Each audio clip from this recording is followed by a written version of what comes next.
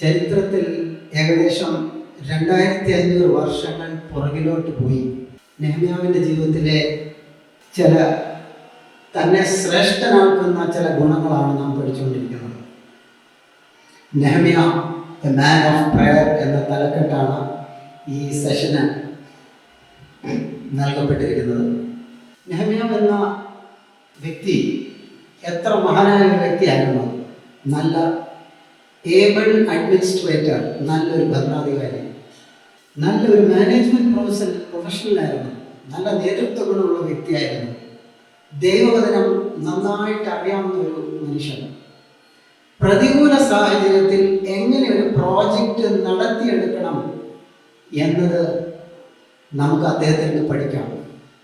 എന്നാൽ ഒരു ദൈവമനുഷ്യനായിരുന്നു അദ്ദേഹം എന്നുള്ളതാണ് അദ്ദേഹത്തെ മറ്റെല്ലാവരിൽ നിന്നും വ്യത്യസ്തനാക്കുന്നത്. വലിയ വലിയ പ്രോജക്ട്സ് ലോകത്തിൽ ഏറ്റെടുത്ത് എത്രയോ പ്രഗത്ഭന്മാർ കൊണ്ട് വേറെ. എന്നാൽ ഇദ്ദേഹം ഒരു ദൈവമനുഷ്യനായി തീരാൻ കാരണം അദ്ദേഹം ഒരു പ്രാർത്ഥനാ മനുഷ്യനായിരുന്നുകൊണ്ടാണ്. A man of God because he was a man of prayer. പ്രാർത്ഥനാ മനുഷ്യനായതുകൊണ്ടാണ് അദ്ദേഹത്തെ നമ്മൾ ദൈവമനുഷ്യൻ എന്ന് വിളിക്കുന്നത്. പ്രാർത്ഥനയില്ലാതെ ഈ പറഞ്ഞ പരിപാടികളൊക്കെ ചെയ്യാൻ സാധിക്കും. എന്നാൽ ഈ പ്രാർത്ഥന എന്ന വിഷയമാണ് അദ്ദേഹത്തെ വ്യത്യസ്തനാക്കുന്നത്. അതുകൊണ്ട് ഞാൻ പറയാൻ ആഗ്രഹിക്കുന്നത്, without prayer one can never become a man of God. ദൈവമനുഷ്യനാകാൻ പ്രാർത്ഥനയെ കൂടാതെ ഒരിക്കലും സാധ്യമല്ല. ഇന്ന് നാം നെഹമ്യാവിന്റെ പുസ്തകത്തിലേക്ക് ഒന്നുകൂടെ ഓടിച്ചു നോക്കാൻ ആഗ്രഹിക്കുകയാണ്. എനിക്ക് പുതുതായിട്ട് പറയാനൊന്നുമില്ല, നിങ്ങൾക്ക് അറിയാവുന്ന വിഷയങ്ങളാണ്. ദൈവത്തിൽ ആശ്രയിച്ച് ഞാൻ ലളിതമായ ചില സത്യങ്ങളാണ് നിങ്ങളോട് ഇന്ന് പറയാൻ ആഗ്രഹിക്കുന്നത്. പ്രാർത്ഥനയിലൂടെ ദൈവത്തിൻ്റെ കരങ്ങളെ ചലിപ്പിക്കുവാൻ മനുഷ്യന് സാധിക്കുമെന്നുള്ളത് എത്ര അതിശയകരമായ കാര്യമാണ്. സ്വർഗത്തിലെ ദൈവത്തിൻ്റെ കരങ്ങളെ ഈ ഭൂമിയിലിരിക്കുന്ന വെറും നിസ്സാരനായ എനിക്ക് ചലിപ്പിക്കാൻ സാധിക്കും. നെഹമ്യാവിന് അത് സാധിച്ചു. നെഹമ്യാവിൻ്റെ ഒന്നാമത്തെ ആ സംഭവത്തിൽ തന്നെ, അതായത് 2-ാം അധ്യായത്തിലെ ചില അത്ഭുതങ്ങളുടെ നിര ഞാനൊന്ന് ആമുഖമായിട്ട് പറയാൻ ആഗ്രഹിക്കുകയാണ്. നമുക്കറിയാം, നെഹമ്യാവ് യെരുശലേമിലെ ശേഷിപ്പിനെ കുറിച്ച്, അവിടുത്തെ ഭക്തന്മാരുടെ അവസ്ഥ എങ്ങനെയുണ്ടെന്ന് ചോദിച്ചപ്പോൾ തനിക്ക് മനസ്സിലായി യെരുശലേമിലെ ശേഷിപ്പ് വളരെ ദുഃഖത്തിലായിരിക്കുന്നു, അവര് വളരെ പരിതാപകര അവസ്ഥയിലായിരിക്കുന്നു എന്നൊക്കെ മനസ്സിലാക്കി. എന്ന് മാത്രമല്ല, തനിക്ക് ഈ വാർത്ത കേട്ടപ്പോൾ ഉണ്ടായ ദുഃഖം ഏകദേശം 4 മാസങ്ങൾ താൻ ഹൃദയത്തിൽ കൊണ്ട് നടന്നു. എന്നിട്ടാണ് താൻ രാജാവിൻ്റെ അടുക്കൽ ചെല്ലുന്നത്. രാജാവിൻ്റെ അടുക്കൽ ചെന്നപ്പോഴത്തെ ആ ഒരു മീറ്റിങ്ങിൽ അനേക അത്ഭുതങ്ങൾ നടന്നു. ദുഃഖിച്ചവനായിട്ട്, തൻ്റെ മുഖത്ത് ദുഃഖഭാവമുള്ളവനായിട്ടാണ് താൻ രാജാവിൻ്റെ മുൻപാകെ നിൽക്കുന്നത്. അതുകൊണ്ട് തന്നെ വളരെ ശ്രദ്ധേയമായ ഒരു ആദ്യത്തെ അത്ഭുതം, ഒരുപക്ഷെ മരണശിക്ഷ ലഭിക്കേണ്ട ഈ വ്യക്തിക്ക് രാജാവിൻ്റെ പ്രീതി ലഭിച്ചു. രാജാവ് അവനോട് കോപിച്ചില്ലെന്ന് മാത്രമല്ല, തന്നോട് അന്വേഷിച്ചു, നിന്റെ ഹൃദയത്തിൻ്റെ ഈ ദുഃഖം എന്താണ്. 2, തനിക്കൊരു 12 വർഷത്തെ ലീവ് സാങ്ഷൻ ചെയ്തു. ഇന്നത്തെ ഗവൺമെൻറ് ഓഫീസുകളിൽ ലോങ് ലീവ് എന്ന് പറഞ്ഞാൽ 5 വർഷമാണ്. ഈ രാജാവ് ഉടൻ 12 വർഷത്തെ ലീവ് സാങ്ഷൻ ചെയ്തത് ഒരു അത്ഭുതമാണ്. 3, രാജാവിൻ്റെ വളരെ പ്രിയപ്പെട്ട ഒരു പാനപാത്രവാഹന്റെ ശുശ്രൂഷ 12 വർഷം വേണ്ട എന്ന് വെക്കാൻ, തൻ്റെ സർവീസസ് വേണ്ടെന്ന് വെക്കാൻ ഈ രാജാവ് ഒരുങ്ങി എന്നുള്ളത് അത് വേറൊരു അത്ഭുതമല്ലേ. അടുത്തത്, ഈ നെഹമ്യാവിന് യാത്ര ചെയ്ത് പോകുമ്പോൾ വേണ്ടിയ പ്രൊട്ടക്ഷൻ രാജാവ് അന്നേരം നൽകുകയാണ്. അടുത്തത്, ഈ രാജാവിന് ഈ തൻ്റെ പാനപാത്രവാഹന യെരുശലേമിൽ പോയി കഴിയുമ്പോൾ അവിടുത്തെ പണികൾക്കുള്ള റിസോഴ്സസ്, മരം മുതലായ റിസോഴ്സസും ഈ രാജാവ് കൊടുക്കാൻ ഒരുക്കമുള്ളവരായി തീർന്നു. അടുത്തതായി നമ്മൾ അല്പം ശ്രദ്ധിച്ചു നോക്കിയാൽ അർത്ഥശിഷ്ടാവ് രാജാവിൻ്റെ ഈ കാലത്ത് സംഭവിച്ച ഈ ഒരു തീരുമാനം ചില വർഷങ്ങൾക്ക് മുൻപ് ഈ രാജാവ് തന്നെയാണ് യെരൂശലേമിന്റെ മതിലുകളുടെ പണി വേണ്ടെന്ന് വെച്ചത്. ചില വർഷങ്ങൾക്ക് മുൻപ് എതിർപ്പുകൾ വന്നപ്പോൾ രാജാവ് പ്രഖ്യാപിച്ചു തന്നെയാണ്, ഇതേ രാജാവ് പ്രഖ്യാപിച്ചാണ് ഈ പണി നിർത്തിയത്. ആ പണി നിർത്തിയ രാജാവ് തന്നെ പണി നടക്കട്ടെ എന്ന് പറഞ്ഞു. പൊതുവെ ചരിത്രത്തിൽ അങ്ങനെ സംഭവിക്കാറില്ല. ഒരു രാജാവോ ഭരണാധികാരിയോ മാറിപ്പോയി കഴിഞ്ഞ് ഒരു ബദൽ രാജാവ്, എതിർക്കുന്ന രാജാവ് വരുമ്പോഴാണ് ഇദ്ദേഹത്തിന്റെ തീരുമാനങ്ങളെ അട്ടിമറിക്കുന്നത്. എന്നാൽ ഇദ്ദേഹം തന്നെ എസ്രായുടെ പുസ്തകം 4-ാം അധ്യായത്തിൽ നമ്മൾ കാണുന്നു, അർത്ഥശിഷ്ടാവ് രാജാവാണ് ഈ പണി നിർത്തിവെച്ചത്. എന്നാൽ ഇപ്പോൾ അദ്ദേഹം പറയാണ് പണി നടക്കട്ടെ, ദേവാലയത്തിന്റെ ആ യെരൂശലേം നഗരത്തിന്റെ മതിലുകളൊക്കെ പണിയട്ടെ. ഒരു രാജാവിന് ഇങ്ങനെ ഒരു തീരുമാനം എടുക്കുന്നത് എളുപ്പമല്ല. കാരണം ഈ പണി മുടങ്ങാനുള്ള കാരണം അന്നത്തെ ശത്രുക്കൾ പറഞ്ഞത് ഇസ്രായേലിന് അവർക്ക് അവരുടേതായ ഒരു രാജ്യവും രാജാവും ഒക്കെ സ്ഥാപിക്കാൻ ഒരു ആഗ്രഹമുള്ളവരാണ്. അവരൊരു പക്ഷേ നമ്മുടെ രാജാവിന് ഭീഷണിയാവാൻ സാധ്യതയുണ്ട്. അതുകൊണ്ട് ഒരു രാജാവ് വേറൊരു പട്ടണം പണിയുന്നത് മാത്രമല്ല, ആ പട്ടണത്തിനെ പ്രൊട്ടക്ട് ചെയ്തൊരു മതിലുള്ള ഒരു പ്രൊട്ടക്റ്റഡ് സിറ്റി ആക്കി മാറ്റണമെങ്കിൽ അത് ഈ രാജാവിന്റെ ഹൃദയത്തിൽ പ്രത്യേകമായ ഒരു സ്പർശനം ഉണ്ടായാൽ മാത്രമേ നടക്കുകയുള്ളൂ. എന്ന് മാത്രമല്ല, ദൈവം ഇതിനുള്ള ബാക്ക്ഗ്രൗണ്ട് ഒരുക്കങ്ങൾ വർഷങ്ങൾക്ക് മുൻപ് തന്നെ നടത്തിയിരുന്നു. ഈ യഹൂദന്മാരോട് ഈ അർത്ഥശിഷ്ടാവ് രാജാവ് കരുണ കാണിക്കാൻ ദൈവം ബാക്ക്ഗ്രൗണ്ടിൽ ഇന്നു മുൻപേ പ്രവർത്തിച്ചിരുന്നു. ചില വർഷങ്ങൾക്ക് മുൻപാണ് ഒരു രാജാവും രാജ്ഞിയും തമ്മിൽ ഒരു പ്രശ്നമുണ്ടായി. ആ രാജാവ് പറഞ്ഞ കാര്യങ്ങൾ രാജ്ഞി ചെയ്യാത്തതുകൊണ്ട് രാജ്ഞിയെ സ്ഥാനത്ത് നിന്നും പുറത്താക്കിയപ്പോൾ പുതിയ ഒരാളെ രാജ്ഞിയായിട്ട് തിരഞ്ഞെടുക്കാൻ തീരുമാനിച്ചപ്പോൾ ഒരു യഹൂദ സ്ത്രീയായ എസ്തർ ആ സ്ഥാനത്തേക്ക് വരുന്നത് ദൈവത്തിന്റെ ബാക്ക്ഗ്രൗണ്ടിലുള്ള പ്രിപ്പറേഷൻസ് ആണ്. ദൈവത്തിന്റെ പരിപാടിയായ യെരൂശലേമിലെ പ്രോഗ്രാമിന് വേണ്ടി ദൈവം വർഷങ്ങൾക്ക് മുൻപ് അനുവദിച്ച സംഭവങ്ങളാണ്. ഒരു രാജ്യയെ സ്ഥാനത്ത് നിന്ന് പുറത്താക്കുന്നു, വേറൊരു രാജ്യയെ കൊണ്ടുവരുന്നു. അതൊരു വേറെ രാജ്യത്തിൽ നിന്നും ബന്ദിയായി പിടിച്ചുകൊണ്ട് വന്ന ഒരു വ്യക്തിയായിരുന്നു എന്നുള്ളതാണ്. അത്രയല്ല, ബാക്ക്ഗ്രൗണ്ടിൽ വേറെ പലതും നടന്നു. മൊർദെഖായി എന്ന വ്യക്തിയുടെ സ്ഥാനക്കയറ്റം അത്ഭുതകരമാണ്. സമയമില്ലല്ലോ.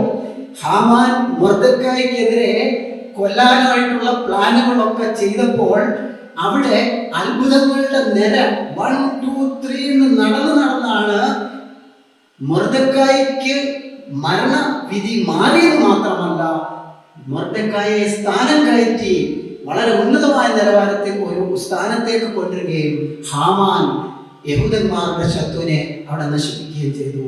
ദൈവം ബാക്ക്ഗ്രൗണ്ടിൽ പ്രവർത്തിച്ചുകൊണ്ടിരുന്നു. എന്തിന്? ദൈവത്തിന്റെ ആലയം പണിയണം, യെരൂശലേം നഗരം പണിയപ്പെടണം, അതിൻ്റെ ചുറ്റുമുള്ള മതിലുകൾ പണിയപ്പെടണം. നെഹമ്യാവ് എന്ന യഹൂദൻ എങ്ങനെ രാജാവിന്റെ ഏറ്റവും അടുത്ത് നിൽക്കുന്ന ഒരു പാനപാത്രവാഹനായി തീർന്നു എന്ന ചരിത്ര റെക്കോർഡ്സ് ഇവിടെ എഴുതിയിട്ടില്ല. ഞാൻ ആത്മാർത്ഥമായിട്ട് വിശ്വസിക്കുന്നു അത് വേറൊരു അത്ഭുതങ്ങളുടെ നിരയായിരുന്നു. സ്വർഗത്തിൽ പോകുമ്പോൾ അറിയാം, നെഹമ്യാവേ നീ എങ്ങനെയാ ഈ രാജാവിന്റെ തൊട്ടടുത്ത പാർട്ടിയായി മാറിയത് അന്ന് ചോദിക്കാം. അതായത് ഞാൻ പറഞ്ഞത്, പ്രാർത്ഥിക്കുന്ന ഒരു നെഹമ്യാവ് താനെന്ന് പ്രാർത്ഥിച്ചപ്പോൾ സ്വർഗത്തിലെ ദൈവത്തിന്റെ കരങ്ങൾ താൻ ചലിപ്പിച്ചു എന്നുള്ളത് ചരിത്രത്തിൽ അങ്ങനത്തെ അനുഭവങ്ങൾ നമുക്കറിയാം. ചില വർഷങ്ങൾക്ക് മുൻപ് 2002 തമിഴ്നാട്ടിൽ ഒരു anti conversion bill chief minister Jayalalithaa ഇറക്കിയത് 2 വർഷം കഴിഞ്ഞപ്പോൾ അതേ വ്യക്തി താൻ ഇറക്കിയ ഓർഡിനൻസിനെ വിത്ഡ്രോ ചെയ്യുന്നത് നമ്മൾ കണ്ടു. അങ്ങനെ പൊതുവെ സംഭവിക്കാറില്ല, വേറൊരാൾ വന്ന് അത് ചെയ്യാറുണ്ട്.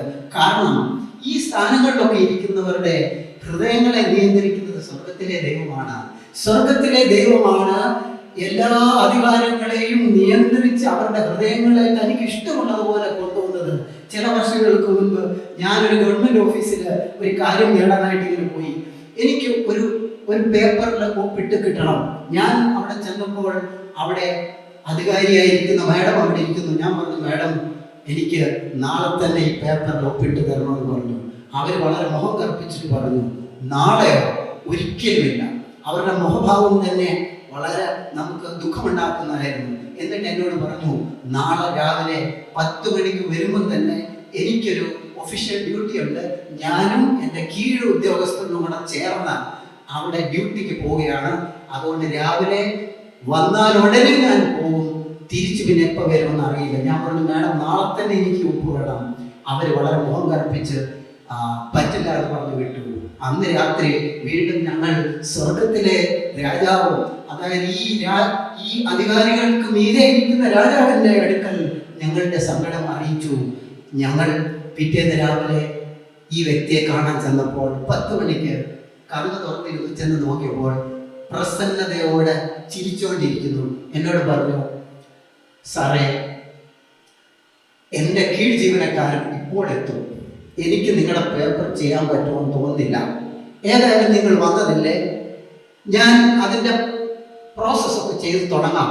പക്ഷേ എൻ്റെ കീഴ് ജീവനക്കാരൻ വന്ന ഉടൻ ഞാൻ ഇവിടുന്ന് പോകും. പിന്നെ എനിക്കൊന്നും ചെയ്യാൻ പറ്റില്ല. 10 മണി മുതൽ അവരുടെ പണി ആരംഭിച്ചു. 10 മണിക്ക് കീഴ് ജീവനക്കാരൻ വന്നില്ല. 10:15 10:30 അദ്ദേഹം വന്നില്ല.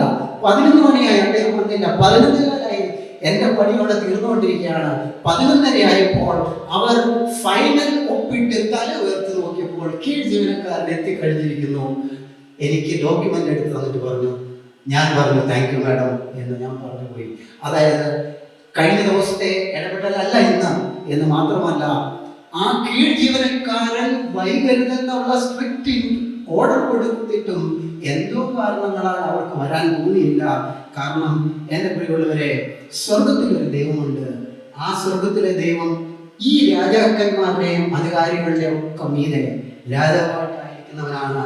അതുകൊണ്ട് നമുക്ക് വളരെ സന്തോഷത്തോടെയും വളരെ ധൈര്യത്തോടെയും നമ്മുടെ കരങ്ങളിൽ തന്നിരിക്കുന്ന പ്രാർത്ഥന എന്ന ആയുധം ഉപയോഗിക്കാൻ ദൈവം നമ്മളെ സഹായിക്കട്ടെ.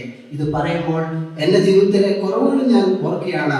ഇത് വേണ്ടും വണ്ണം ഉപയോഗിച്ച ഒരു വ്യക്തി അല്ല ഞാനിത് വിഷയം പഠിച്ചപ്പോൾ വീണ്ടും എനിക്ക് ദൈവസന്നിധിയിൽ എൻ്റെ കുറവുകൾ മനസ്സിലാക്കാൻ ദൈവം എന്നെ സഹായിച്ചു. അതുകൊണ്ട് നിങ്ങളോട് പ്രസംഗിക്കുന്നതിന് മുൻപ് ഞാൻ എന്നോടാണ് പ്രസംഗിക്കുന്നത്. ഞാൻ ലളിതമായ ചില കാര്യങ്ങളെ പറയുള്ളൂ. The ABC of prayer. പ്രാർത്ഥനയുടെ ABC എന്ന് പറഞ്ഞാൽ അറിയാമല്ലോ, ബാലപാഠങ്ങൾ. പ്രാർത്ഥനയുടെ ബാലപാഠങ്ങൾ എന്ന അർത്ഥം മാത്രമല്ല, ABC എന്ന ഈ 3 വാക്കുകൾക്ക്, 3 അക്ഷരങ്ങൾക്ക് 3 വാക്കുകൾ ഓർത്തിരിക്കാനായിട്ട് ഞാൻ പറയാൻ ആഗ്രഹിക്കുകയാണ്. A for ആപ്പിൾ എന്ന് കുട്ടികൾ പഠിച്ചിട്ടുണ്ടല്ലോ. പണ്ടാണ് A for ആപ്പിൾ എന്ന് പഠിച്ചേക്കുന്നത്. ഇപ്പോഴങ്ങനെയൊന്നുമല്ല പഠിക്കുന്നത്. A for Android, B for Bluetooth, C for chat, D for download, E for email എന്നൊക്കെയാണ് ഇപ്പോഴത്തെ കുട്ടികൾ പഠിക്കുന്നത്. നമ്മുടെ കാലത്ത് നമ്മൾ A for ആപ്പിൾ എന്ന് പഠിച്ചു. എന്നാൽ ഇന്ന് ABCയിലെ 3 വാക്കുകൾ നിങ്ങളുടെ ഹൃദയത്തിലേക്ക് ഞാൻ തരാൻ ആഗ്രഹിക്കുന്നു. പുതുതല്ല കേട്ടോ. A for ask, ASK, ask. ആദ്യത്തെ പോയിന്റ് അതാണ്, asking the God of heaven. സ്വർഗത്തിലെ ദൈവത്തോടുള്ള അപേക്ഷ. പ്രാർത്ഥന എന്ന് പറഞ്ഞാൽ സ്വർഗത്തിലെ ദൈവത്തോടുള്ള അപേക്ഷ. Asking the God of heaven. രണ്ടാമത് പറയാൻ ആഗ്രഹിക്കുന്നത് ബി ആണ്. B for burden. B for burden. Burden of the heart. ഹൃദയത്തിൻ്റെ ഭാരം. പ്രാർത്ഥനയുമായിട്ട് ചേർന്ന് നിൽക്കുന്ന ഒരാശയമാണ് ഹൃദയത്തിൻ്റെ ഭാരം. ഇതില്ലെങ്കിൽ പ്രാർത്ഥന വേണ്ടും വണ്ണം വിജയകരമായ പ്രാർത്ഥനയാകില്ല. പിന്നെ C for confession. C for confession of sins. പാപങ്ങളുടെ ഏറ്റുപറച്ചിൽ. പാപങ്ങളുടെ ഏറ്റുപറച്ചിൽ. ശരി, നമുക്ക് ഒന്നാമത്തെ പോയിന്റിലേക്ക് വരാം. സ്വർഗത്തിലെ ദൈവത്തോടുള്ള അപേക്ഷ. ഈ നെഹമ്യാവ് യെരുശലേമിൽ നിന്ന് വന്ന സഹോദരന്മാരുടെ അവസ്ഥയെക്കുറിച്ച് കേട്ടു. യെരുശലേമിലെ ശേഷിപ്പ് അവിടെ മഹാകഷ്ടത്തിലും അപമാനത്തിലും ഇരിക്കുന്നു എന്നറിഞ്ഞു. യെരുശലേമിൻ്റെ മതിൽ ഇടിഞ്ഞും അതിൻ്റെ വാതിലുകൾ തീ വെച്ച് ചുട്ടും കിടക്കുന്നു എന്ന് താൻ അറിഞ്ഞു. ഈ വർത്തമാനം കേട്ടപ്പോൾ, 4-ാം വാക്യത്തിൽ, ഈ യെരൂശലേമിലെ ശേഷിപ്പും അവിടുത്തെ സഹോദരന്മാരുടെയും യെരൂശലേമിന്റെ അവസ്ഥ കേട്ടു. ഉടൻ വാക്യം 5, ഈ വർത്തമാനം കേട്ടപ്പോൾ ഞാൻ ഇരുന്ന് കരഞ്ഞു, കുറെ നാൾ ദുഃഖിച്ചു ഉപവസിച്ചും കൊണ്ട് സ്വർഗത്തിലെ ദൈവത്തോട് ഞാൻ പ്രാർത്ഥിച്ചു. ഞാൻ പറയാൻ ആഗ്രഹിക്കുന്നത് ആസ്ക്, അപേക്ഷിക്കുവിൻ എന്നുള്ള ആദ്യത്തെ പോയിന്റിലാണ് ഞാൻ ഇത് പറയുന്നത്.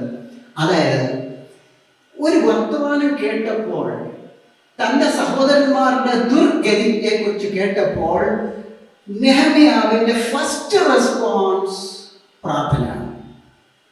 വേറെ അനേക വിഷയങ്ങൾ ആലോചിച്ച് പ്ലാൻ ചെയ്ത് ഇനി വേറെ ഒരു വഴിയുമില്ലെന്ന് കണ്ടപ്പോൾ അല്ല പ്രാർത്ഥന എന്ന ഒരു വിഷയത്തിലേക്ക് വന്നത്. ഫസ്റ്റ് റെസ്പോൺസ് 4-ാമത്തെ വാക്യത്തിൽ വാർത്ത കേട്ടു, 5-ാമത്തെ വാക്യത്തിൽ ഈ വർത്തമാനം കേട്ടപ്പോൾ ഞാൻ ഇന്ന് കരഞ്ഞു, കുറെ നാൾ ദുഃഖിച്ചു ഉപവസിച്ചു കൊണ്ട് സ്വർഗത്തിലെ ദൈവത്തോട് പ്രാർത്ഥിച്ചു. ഫസ്റ്റ് റെസ്പോൺസ്, ആദ്യത്തെ പ്രതികരണം. എൻ്റെ പ്രിയമുള്ളവരെ, മനുഷ്യരായ നമ്മൾ നമ്മുടെ ആശ്രയം പലപ്പോഴും ദൈവത്തിൽ ആകുന്നതിന് പകരം മറ്റു പലതിലുമാണ്. നമ്മുടെ പ്ലാനിങ്ങിലാണ്, നമ്മുടെ ബുദ്ധിയിലാണ്, നമ്മുടെ ബാങ്ക് ബാലൻസിലാണ്, നമ്മുടെ കഴിവുകളിലാണ്. എന്നാൽ ഇത് ഓരോന്നോരോന്നായിട്ട് ട്രൈ ചെയ്ത് എല്ലാം പരാജയപ്പെട്ട് കഴിയുമ്പോൾ കർത്താവേ എല്ലാം തീർന്നു, ഇനിയിപ്പം നീ ഉണ്ടെന്ന് മാത്രമേ പറ്റൂ. അങ്ങനെയാണ് ഫസ്റ്റ് റെസ്പോൺസ്. നമ്മുടെ പ്രതികൂലത്തിൽ ആദ്യത്തെ പ്രതികരണമായിട്ട് ദൈവത്തിന്റെ മുഖത്തേക്ക് നോക്കി ആശ്രയിക്കുക എന്നുള്ളതാണ് ദൈവം നമ്മളെ കുറിച്ച് ആഗ്രഹിക്കുന്നത്. ഈ ഭാഗത്ത് ആവർത്തിച്ചു വരുന്ന ഒരു പ്രയോഗമുണ്ട്. എസ്രയുടെ പുസ്തകവും നെഹമ്യാവിന്റെ പുസ്തകത്തിലും ഗോഡ് ഓഫ് ഹെവൻസ്, സ്വർഗത്തിലെ ദൈവം. അതായത് നെഹമ്യാവിന്റെ ഹൃദയത്തിൽ എപ്പോഴും ഒരു ബോധ്യമുണ്ട്, ഈ രാജാവിന്റെ തൊട്ടടുത്തിരിക്കുന്ന ഞാനുണ്ടല്ലോ, ഈ രാജാവ് ഈ മുഴുവൻ സാമ്രാജ്യത്തിന്റെ രാജാവാണെങ്കിലും സ്വർഗത്തിലെ ഒരു ദൈവമുണ്ട്, ഈ രാജ്യങ്ങളെയും രാജാക്കന്മാരുടെയും മീതെ ഭരിക്കുന്നവൻ എന്നൊരു ബോധ്യമുണ്ട്. അതുകൊണ്ട് ഗോഡ് ഓഫ് ഹെവൻസ്, സ്വർഗത്തിലെ ദൈവം എന്ന ആ ബോധ്യം നമുക്ക് പ്രാർത്ഥിക്കുമ്പോൾ വലിയ ഉത്സാഹം തരുന്നതാണ്.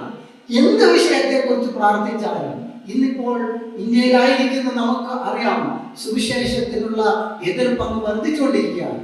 അല്ല നമ്മുടെ ജീവിതത്തിലെ വ്യക്തിപരമായ വിഷയങ്ങളുമായിക്കൊള്ളട്ടെ, അല്ല നമ്മളെ ദുഃഖിപ്പിച്ചുകൊണ്ടിരിക്കുന്ന വർഷങ്ങൾ പഴക്കമുള്ള വേദനകൾ, നിരാശകളായിക്കോട്ടെ, ഗോഡ് ഓഫ് ദി ഹെവൻസ്, സ്വർഗത്തിലെ ഒരു ദൈവമുണ്ട്. നമുക്ക് ആ ദൈവത്തിനെ ആശ്രയിക്കാൻ കൊള്ളാവുന്നവരാണ്. ആ ദൈവത്തിന്റെ കരങ്ങളെ സ്പർശിക്കുവാൻ നമുക്കിവിടെ നിന്ന് സാധിക്കും എന്നുള്ളത് നമുക്ക് വലിയ ആശ്വാസം നൽകുന്ന ഒരു കാര്യമാണ്. ഇവിടെ നമ്മൾ താഴോട്ട് വായിക്കുമ്പോൾ വീണ്ടും നമ്മൾ വായിക്കുന്നത് ദൈവത്തോട് പറയുന്നത്, നിന്റെ നിയമവും ദൈവവും പാലിക്കുന്ന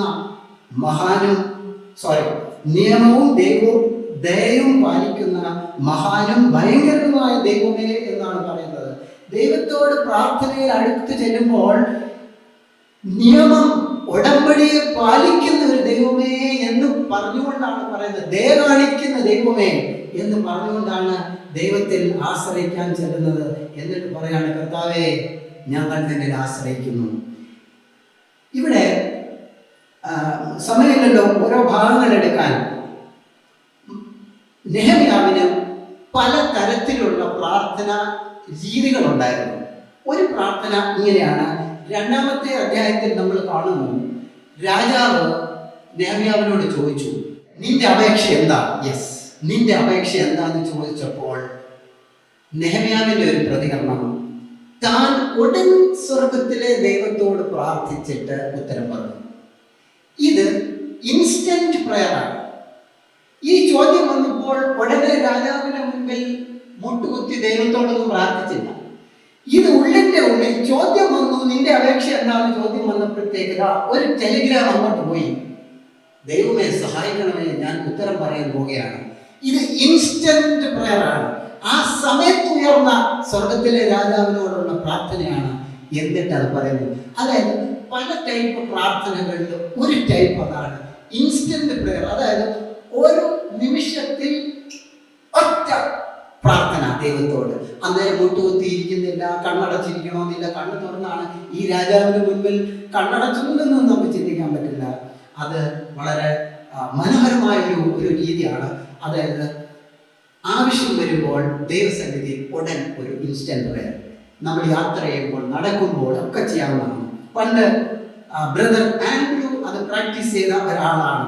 ഓപ്പൺ ഡോർ മിനിസ്ട്രീസ് എന്ന് പറയുന്ന സുവിശേഷം വിലക്കപ്പെട്ട കമ്മ്യൂണിസ്റ്റ് രാജ്യങ്ങളിൽ ബൈബിൾ കൊണ്ട് എത്തിച്ചുകൊണ്ടിരുന്ന ബ്രദർ ആൻഡ്രൂ ഒരിക്കൽ ഇങ്ങനെ കമ്മ്യൂണിസ്റ്റ് രാജ്യങ്ങളായ പോളണ്ട് പോലെയുള്ള സ്ഥലങ്ങളിലേക്ക് ക്രോസ് ചെയ്യുമ്പോൾ, ബോർഡറിൽ എത്തുമ്പോൾ ഭയങ്കര ചെക്കിംഗ് ആണ്.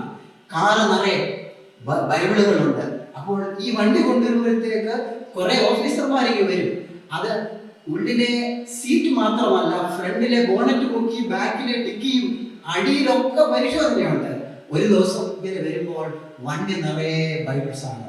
ഇദ്ദേഹം ആ ബോർഡറിൽ എത്തിയപ്പോൾ ഒരു ഇൻസ്റ്റന്റ് പ്രയർ അങ്ങോട്ട് വിട്ടു. എന്താ ഇൻസ്റ്റന്റ് പ്രയർ? പ്രാർത്ഥിച്ചു, ദൈവമേ, അങ്ങ് ഭൂമിയിലായിരുന്നപ്പോൾ യേശുവേ, അങ്ങ് അനേക കുരുടന്മാർക്ക് കാഴ്ച കൊടുത്തു. ഇന്ന് അനേക കാഴ്ചയുള്ള ഓഫീസർമാർ ഇവിടെയുണ്ട്. അവരുടെ കണ്ണുകളെ അങ്ങ് കുരുടാക്കണമേ എന്ന് പ്രാർത്ഥിച്ചു. അദ്ദേഹം ആ ഒരു ഇൻസ്റ്റന്റ് പ്രയർ പ്രാർത്ഥിച്ചിട്ട് വണ്ടി അങ്ങോട്ട് നിർത്തിയിട്ട് തന്റെ വിസ പേപ്പേഴ്സ് ഒക്കെ അങ്ങോട്ട് എടുത്ത് ഇങ്ങനെ കാണിക്കാൻ തുടങ്ങിയപ്പോഴത്തേക്ക് പോലീസ് ഓഫീസേഴ്സ് പറഞ്ഞു, ഇല്ല, പോയിക്കോ. അദ്ദേഹം കാണും. അതുകൊണ്ട് വളരെ പ്രശസ്തമായ ഒരു പ്രയോഗമാണ്, ദൈവമേ, അനേക കണ്ണുകളെ തുറന്നു നീ ഇന്ന് ചില കണ്ണുകളെ കുരുടാക്കണമേ. അതൊരു ഇൻസ്റ്റന്റ് പ്രയറിന്റെ ഉത്തരവാണ്. സ്വർഗത്തിൽ ഒരു നമ്മുടെ സ്വന്തം ദൈവം രാജാവായിട്ടുള്ളപ്പോൾ അങ്ങനത്തെ പ്രാർത്ഥിക്കുന്ന ഒരു രീതി നമുക്ക് ഉണ്ടാവണം.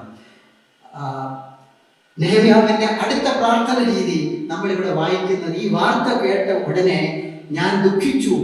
എന്നിട്ട് അവിടെ താഴോട്ട് വായിക്കുന്നത് പകൽ ഉപവസിച്ചു പ്രാർത്ഥിച്ചു എന്നുള്ളതാണ്. അപ്പോൾ ഫാസ്റ്റിംഗ് പ്രയർ നെഹെമ്യാവിന്റെ ഒരു രീതിയാണ്.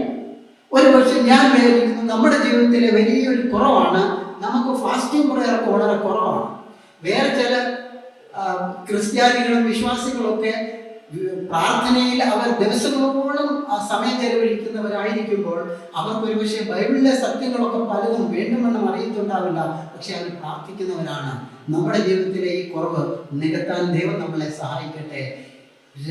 പകൽ അനേക ദിവസങ്ങൾ ഇരുന്ന് ഉപവസിച്ച് ഈ മനുഷ്യൻ പ്രാർത്ഥിച്ചു എന്ന് പറഞ്ഞാൽ ഫാസ്റ്റിംഗ് പ്രയറിന്റെ ഒരു മാതൃക അവിടെയുണ്ട്.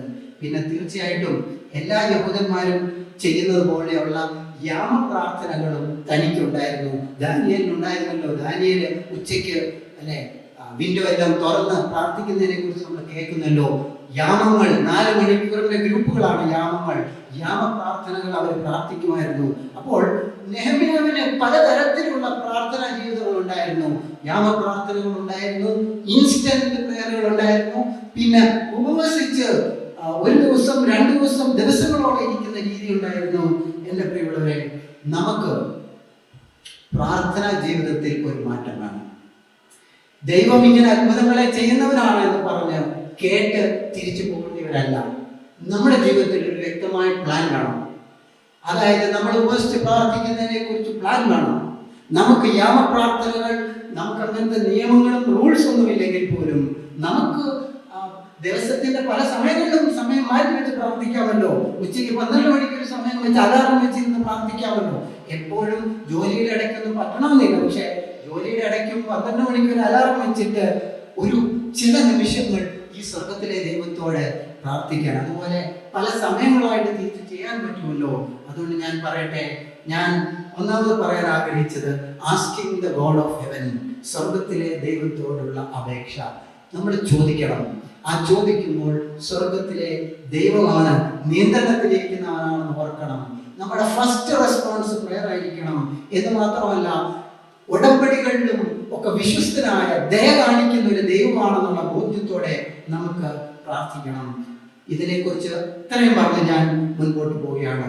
രണ്ടാമത്, എ ഫോർ ആസ്കിംഗ് കഴിഞ്ഞ് B for burden, burden of the heart, ഹൃദയത്തിന്റെ ഭാരം. ഈ ഭക്തനായ മനുഷ്യന്റെ ഹൃദയഭാരം നമ്മളിവിടെ വായിച്ചു 4-ാം വാക്യത്തിൽ. ഞാൻ ഇരുന്ന് കരഞ്ഞു, കുറെ നാൾ ദുഃഖിച്ചു, ഉപവസിച്ചു.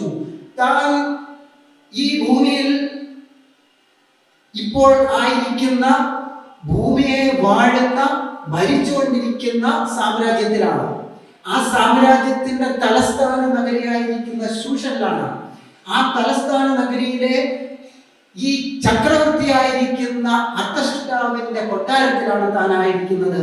താൻ പവർ സെന്ററിലാണ്, അധികാരത്തിന്റെ ആ കേന്ദ്രത്തിൽ ഇരിക്കുകയാണ്.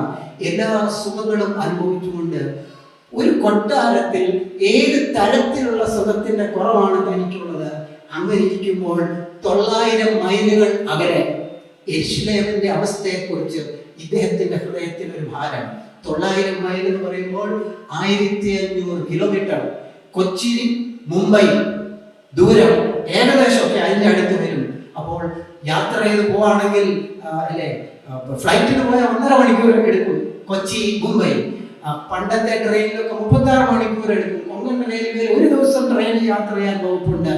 അക്കാലങ്ങളിൽ എത്ര നാള് കുതിരപ്പുറത്തോ അല്ല അതോ കഴുതപ്പുറത്തൊക്കെ യാത്ര ചെയ്താൽ അവിടെ എത്തും.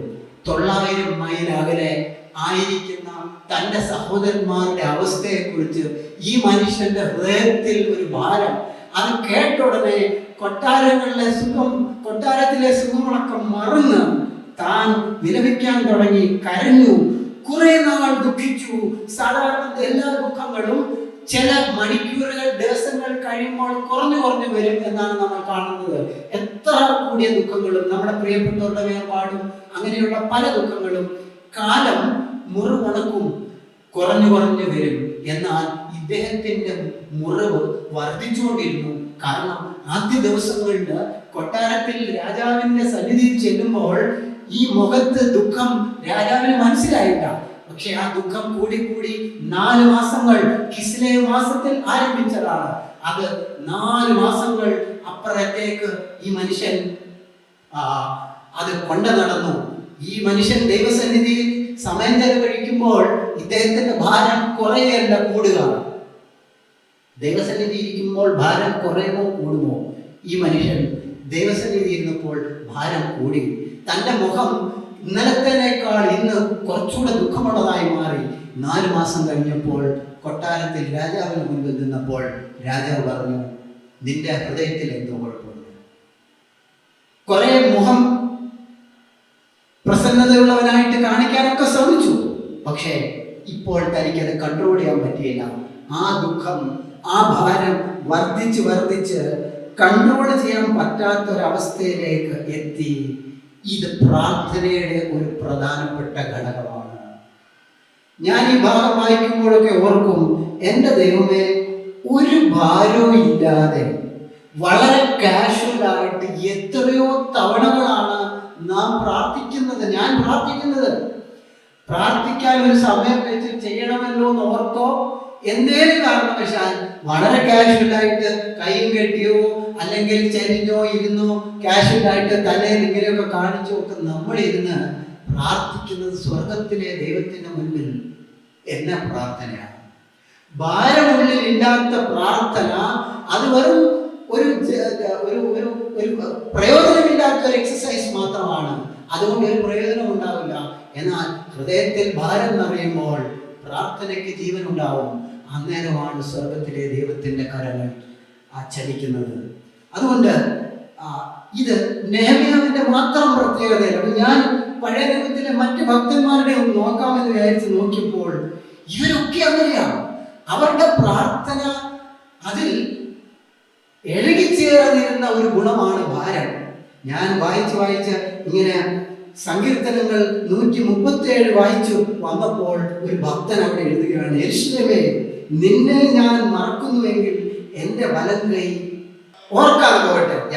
എന്തായാലും ഇംഗ്ലീഷ് ബൈബിളായിരിക്കും. അതുകൊണ്ട് അതായത് പറയുന്നത്, യെരൂശലേമേ, നിന്നെ ഞാൻ മറന്നുവെങ്കിൽ, പിന്നെ പറയാണ്, നിന്നെ ഞാൻ ഓർക്കാതെ പോയാ യെരൂശലേമേ, എൻ്റെ മുഖ്യ സന്തോഷത്തെക്കാൾ വിലമതിക്കാതെ പോയാ എൻ്റെ നാവ് അണ്ണാക്കിനോട് പറ്റിപ്പോകട്ടെ. ഭയങ്കര പ്രാർത്ഥന. യെരൂശലേമേ, നിന്നെ മറന്നാൽ എൻ്റെ കഴിവുകൾ, സ്കിൽ, എൻ്റെ കൈ തളർന്നു പോകട്ടെ. നിന്നെ ഞാൻ മറന്നു പോവുകയാണ്, എൻ്റെ കൈ തളർന്നു പോകട്ടെ. അതായത് കൈ വെച്ച് ഞാൻ അധ്വാനിക്കുമല്ലോ, ഉപജീവന മാർഗം ആണ് എൻ്റെ കൈ. നിന്നെ മറന്നിട്ട് ഞാൻ ഇവിടെ ജോലി ചെയ്ത് പൈസ ഉണ്ടാക്കി സുഖമായിട്ട് ജീവിച്ചു പോകുന്നതിൽ ഒരു കാര്യമില്ല. നിന്നെ ഞാൻ യെരൂശലേമേ, നിന്നെ മറക്കുകയാണെങ്കിൽ എൻ്റെ കൈ തളർന്നുപോയി, ഞാൻ ഒന്നും ചെയ്യാത്തവനായി തീർന്നാലും സാരമില്ല. താഴോട്ട് പിന്നെ എന്താ പറയുന്നത്? നിന്നെ ഞാൻ ഓർക്കാതെ പോയാൽ എന്ന് മാത്രമല്ല, യെരൂശലേമേ, നിന്നെ എൻ്റെ മുഖ്യ സന്തോഷത്തെക്കാൾ വിലമതിക്കാതെ പോയാൽ. അപ്പോൾ നമ്മുടെ സന്തോഷങ്ങൾക്കൊരു ലിസ്റ്റുണ്ട്. എനിക്ക് നല്ല ആരോഗ്യം ഉണ്ടാകുമ്പോൾ സന്തോഷം, എനിക്ക് പൈസ ഉണ്ടാകുമ്പോൾ സന്തോഷം, എന്നെ എല്ലാവരും മാനിക്കുമ്പോൾ സന്തോഷം. എനിക്ക് സന്തോഷം തരുന്ന ഒരു ലിസ്റ്റുണ്ട്. ആ ലിസ്റ്റിലെ മുഖ്യ സന്തോഷത്തെക്കാൾ മേലെ നിന്നെ ഞാൻ വെച്ചില്ലെങ്കിൽ എന്റെ നാവ് അണ്ണാക്കിനോട് പറ്റിപ്പോകട്ടെ, ഞാൻ മരിച്ചു പോയാലും ജീവിച്ചിരിക്കുന്നതിൽ കാര്യമില്ല. ഇതാണ് ഭക്തനായ മനുഷ്യന്റെ പ്രാർത്ഥന. ഇത് വായിക്കുമ്പോൾ ഉള്ളിൽ ദുഃഖവും ലജ്ജയും കുറ്റബോധവും തോന്നുന്നു. ഇങ്ങനെയാണ് ഭക്തന്മാർ പ്രാർത്ഥിച്ചിരുന്നത്. കർത്താവേ, നിന്റെ ഭാരം, നിന്റെ പരിപാടിയെക്കുറിച്ചും നിന്റെ ജനത്തെക്കുറിച്ചും ഒരു ഭാരം ഞാൻ വഹിക്കാതെ ഈ ലോകത്തിൽ സുഖത്തോടെ അങ്ങ് ജീവിച്ചു പോകുന്ന എനിക്കൊരു രീതിയാണ്. ജീവിച്ചിരിക്കുന്നതിന് പോയിന്റില്ല, അതിന് നല്ലത് എന്നെ ഇവിടെ നമുക്ക് എടുക്കണമേ, ഈ ജീവിതം കൊണ്ട് എന്ന് പറയുന്നത്. ഇതാണ് ഭക്തന്മാരുടെ. ഇഷ്ടംപോലെ തെളിവുകൾ നമുക്ക് ഭക്തന്മാരുടെ അനുഭവങ്ങളിൽ നിന്നുണ്ട്. അപ്പോൾ നാം എന്താ ചെയ്യേണ്ടത്? നമുക്ക് ഭാരമില്ലെങ്കിൽ എന്ത് ചെയ്യണം? അതും പ്രാർത്ഥിക്കാൻ ഭാരമില്ല, എന്ത് ചെയ്യണം? ഭാരത്തിനായിട്ട് പ്രാർത്ഥിക്കാൻ. പ്രാർത്ഥിക്കാൻ ഭാരമില്ലെങ്കിൽ കർത്താവിനോട് എനിക്ക് ഭാരം തരണമെന്ന് പ്രാർത്ഥിക്കാം. എൻ്റെ കർത്താവേ, എൻ്റെ ഹൃദയം ഈ ലോകത്തിലെ കാര്യങ്ങളും സുഖങ്ങളിലൊക്കെ വളരെ തൃപ്തിയോടെ ഇരിക്കുകയാണ്. എനിക്കറിയാം, ഇവിടെ ഇരിക്കുന്ന മുതിർന്ന തലമുറയുണ്ടല്ലോ, നമ്മളൊക്കെ നമ്മുടെ ഒന്നാം തലമുറയിൽ വളരെ വില കൊടുത്ത് നമ്മൾ വന്നവരാണ്. കാലക്രമേണ പതുക്കെ പതുക്കെ ആത്മീയ തണുപ്പ് നമ്മളെ ബാധിച്ചു തുടങ്ങി. നമ്മുടെ അടുത്ത തലമുറ വന്നപ്പോഴത്തേക്ക് ആ തണുപ്പ് വളരെ അധികമായി. അവർ നമ്മുടെ ജീവിതത്തിലും ആ തണുപ്പ് കണ്ടുകൊണ്ടിരിക്കുകയാണ്.